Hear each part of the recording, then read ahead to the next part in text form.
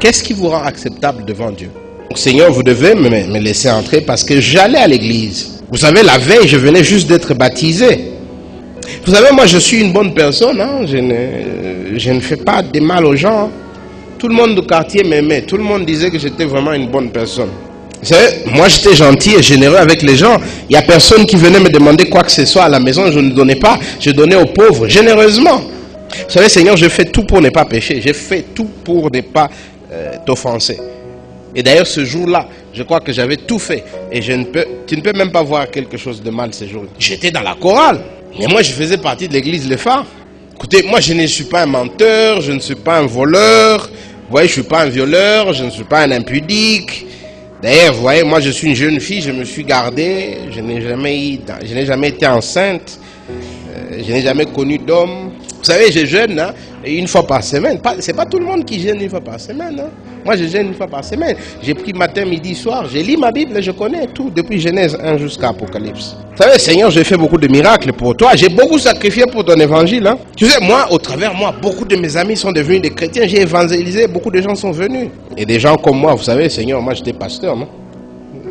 J'avais une église quand même. Quelle serait la vôtre? Quelle serait votre réponse? Si ce que Jésus dit au jeune homme riche dans Marc chapitre 10 est vrai, alors aucune de ces réponses n'est acceptable comme réponse. Aucune de ces réponses n'est bonne. Parce qu'au centre de l'acquisition du salut, il n'y a pas de mérite, mais un don. La vie éternelle, le salut, ce n'est pas quelque chose qu'on mérite, c'est quelque chose qu'on reçoit. Ce n'est pas quelque chose pour lequel on travaille, c'est un don qu'on reçoit. C'est une faveur qu'on reçoit et qu'on ne méritait pas. Quand j'étais plus jeune, on jouait au jeu des dames. Et moi, je n'étais pas très bon au jeu des dames. Je ne sais pas si vous étiez très bon au jeu des dames. Moi, je n'aime pas beaucoup de réflexions qui me dérangent. Alors moi, j'ai joué une autre version du jeu des dames qu'on appelait qui perd gagne. Et ça, j'aimais. Parce qu'au moins là, tu joues avec le plus fort et puis quand il gagne, tu dis c'est moi qui ai gagné. Et on a l'impression que la vie chrétienne, c'est un peu ça. C'est un peu le qui perd gagne. Ce n'est pas celui qui a gagné. Celui qui a beaucoup de pions. Ce n'est pas celui qui est riche avec beaucoup d'actions qui gagne. Non, c'est celui qui se rend compte qu'il n'a rien. C'est celui qui accepte devant Dieu que j'ai perdu. Que je n'ai rien. Je n'ai rien à offrir. Si ce n'est pas parce qu'on fait qu'on peut gagner ce royaume, alors comment on le gagne? Jésus, regardant autour de lui, dit à ses disciples qu'il est difficile à ceux qui ont des richesses d'entrer dans le royaume de Dieu. Les disciples furent étonnés de ce que Jésus parlait ainsi, et reprenant, il leur dit, mes enfants, qu'il est difficile à ceux qui se confient dans les richesses d'entrer dans le royaume de Dieu.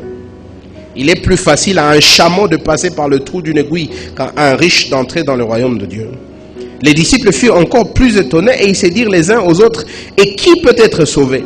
Jésus le regarda et dit, cela est impossible aux hommes, mais non à Dieu, car tout est possible à Dieu. Est-ce que Jésus est contre les riches? Non, Jésus n'est pas en train de dire que les chrétiens doivent être pauvres, c'est pas ce qu'il est en train de dire. Mais les riches dont il parle ici, ce sont les gens qui se confient dans ce qu'ils ont, qui mettent leur confiance dans ce qu'ils ont. Comme ce jeune homme, pour lui, la richesse c'était le signe extérieur de la bénédiction de Dieu, c'était le signe devant tout le monde qu'il était une bonne personne, qu'il était acceptable devant Dieu. Et la richesse dont Jésus est en train de parler ici, ce n'est pas nécessairement la richesse en argent. C'est peut-être aussi la richesse en historique et tradition religieuse. Je suis le fils ou la fille ou la grande fille d'un pasteur. Moi, j'ai grandi dans l'église. Qu'est-ce que tu peux m'enseigner? Moi, je connais beaucoup de choses, je raisonne, j'ai beaucoup... Ce sont les choses qu'on s'approprie. Tout ce qu'on utilise, le je, les moi, ce sont là nos richesses. Et Jésus dit, c'est impossible. Notez dans Marc chapitre 2 verset 17, voici ce que Jésus dit. Ce ne sont pas ceux qui se portent bien qui ont besoin de médecins, mais les malades. Je ne suis pas venu sauver les justes, mais les pécheurs. En d'autres termes, si vous pensez que vous êtes riche, vous n'avez pas besoin de Jésus, vous n'irez pas au ciel, c'est comme ça. Mais si vous acceptez que vous êtes malade, si vous acceptez que vous êtes pauvre, si vous acceptez que vous avez besoin de ce que lui a à offrir et non pas de ce que vous avez à offrir, alors la porte est grandement ouverte.